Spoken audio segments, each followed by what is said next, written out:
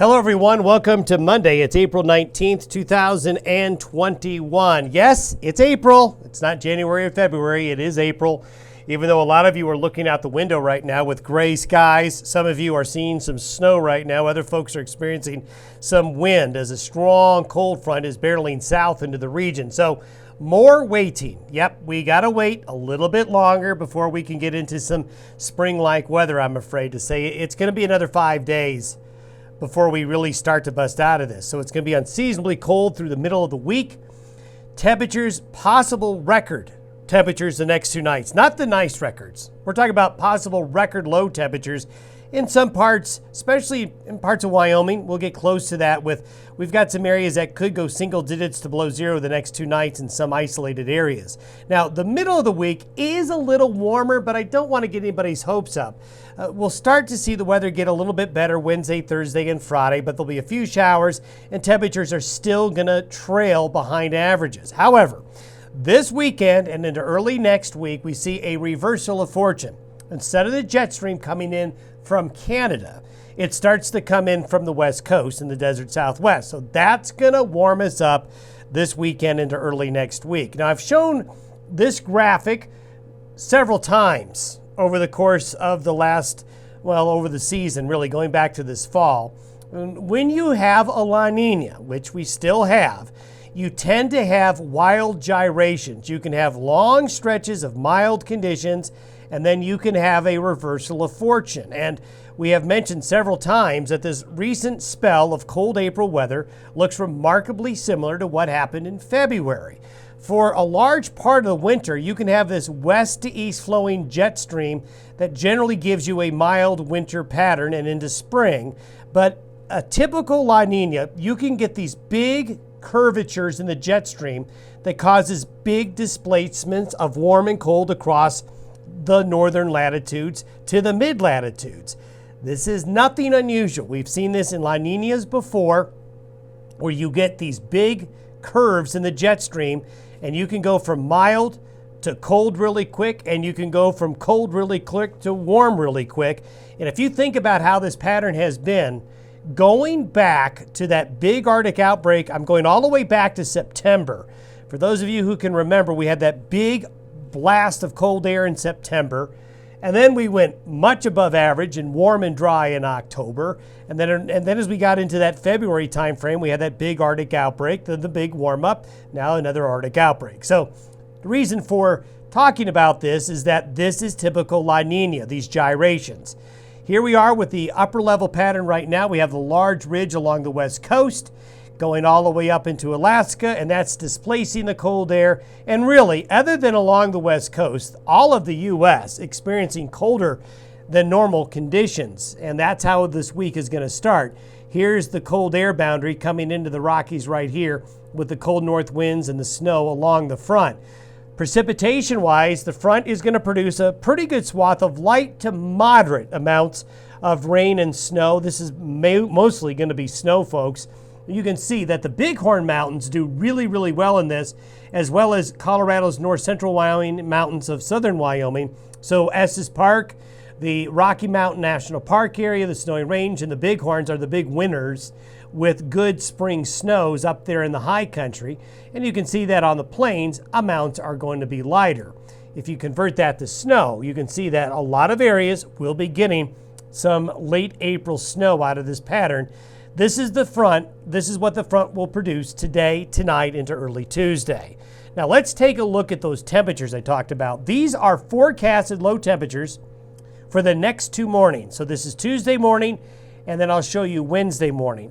For tomorrow morning, anywhere you see the purple colors, the darker red colors, you're talking teens and single digits. Wherever you see a gray, that's 0 or below. So you can see, this is something we talked about last week. North Park around Walden, up to Laramie, you're talking possible 0 or colder. I don't know if it's going to get 0 or colder, but it's going to be close. Some very cold temperatures up here in northwestern areas of Wyoming as well. But even if you're not in the single digits, these are really cold temperatures in the teens elsewhere. So we're talking about some really cold temperatures for this time of year. So this is for tonight and into tomorrow morning. This is for Tuesday night into Wednesday morning. Actually, Wednesday morning could even be colder. Now, one reason for this is we may have a clear night with light winds and still some snow on the ground. So it is going to be more like the middle of winter than the middle of April the next 2 nights and mornings. Now, let's get something that's a little more fun. Now, this is the jet stream pattern for Thursday. We still have the high pressure ridge up in Alaska. We still have a northwest wind flow pattern into the western United States. The air isn't as cold, and there's more of a westerly flow of air coming into the Rockies from the Pacific Northwest. It's not real warm air yet. So Wednesday, Thursday, and Friday, yes, some moderation in temperatures, but there might be some showers. We got a little wave coming through, and temperatures are still going to be cool. But look what happens by Saturday. By Saturday, the high pressure ridge is starting to retrograde a little bit more to the west. So low pressure wants to come into the areas along the coast, allowing a southwest wind flow to come into the high plains and Rockies. And that's going to give us the happy face with much warmer temperatures and a much more spring-like weather pattern evolving. And this is really going to be noticeable as we get into Saturday and Sunday. Notice the blue here. We still, though, have a lot of cold air to deal with in Canada, and this will come into play later on into the spring season. But at least we see the end of the week and the weekend bringing us warmer temperatures. These are forecasted high temperatures for Saturday. So you can see lots of 50s, lots of 60s. You can see it really warming up across the desert southwest again and along the eastern side of the divide. Finally starting to see some warmer spring-like weather temperatures coming west of the divide as well. And as you get into Sunday afternoon, the flow aloft comes up all the way from the desert southwest right into the high plains and Rockies. So this will bring in a big warm-up into this part of the area here. So yes, there is a light at the end of the tunnel. Warmer temperatures are coming. However, we have a trough here. We still have a lot of cold air here. Are we going to be done with snow after this week? Are we going to be done with freezing temperatures after this week? No. We still have to get through the middle of May before we can start to breathe easy, but at least we see better weather conditions coming. These are the forecasted high temperatures for Sunday. Look at that. We've got some 80s in eastern Colorado, western Kansas, deep into the 70s across Nebraska, Colorado's Front Range, and western slope. So yes, we see some warmer weather coming. This is long-range chart all the way out to May 1st. And you can see into early May, we have high pressure and southwest winds aloft into the area and some high pressure. So it does look like the end of April into early May is going to be warmer than what we're experiencing now. My rule of thumb, though, is Mother's Day weekend. You got to get through Mother's Day weekend before you can start to breathe easier. If you were to look at the precipitation over the last 30 days, even though we're getting moisture, we need more. This map shows precipitation relative to averages since the March storm. So this does not include the March storm. And you can see all the brown, the reds, the grays here. There are still many areas that are having below average precipitation for the last 30 days.